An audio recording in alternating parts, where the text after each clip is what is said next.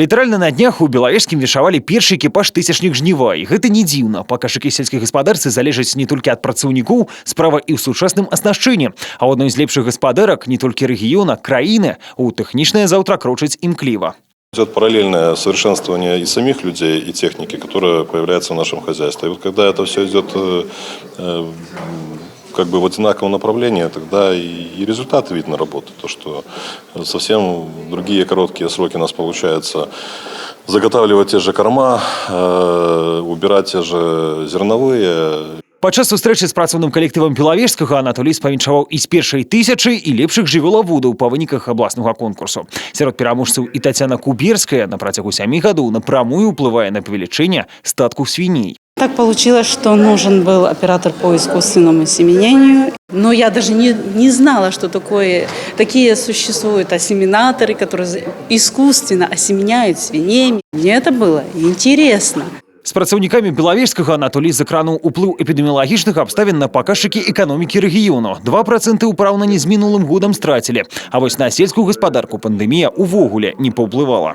В целом у нас темпы по сельскому хозяйству к уровню прошлого года, который был очень высокий, значит, составляет 106%. Это одно из лучших показателей. Ну а по таким отраслям, как производство молока, на 7,5%.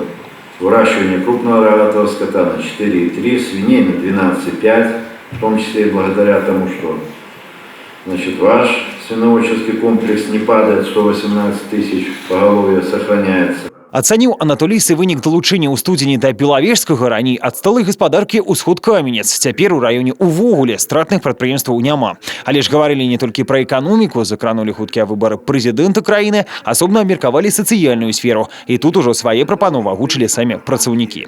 В мае отменили автобус на 9:30 из Беловежского и на 17:20.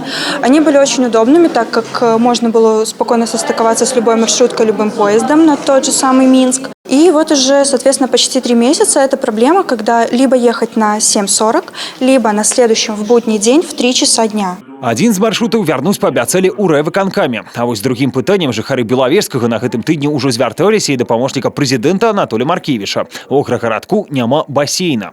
Но у нас, к сожалению, не все районные центры и даже большие районные центры имеют бассейн.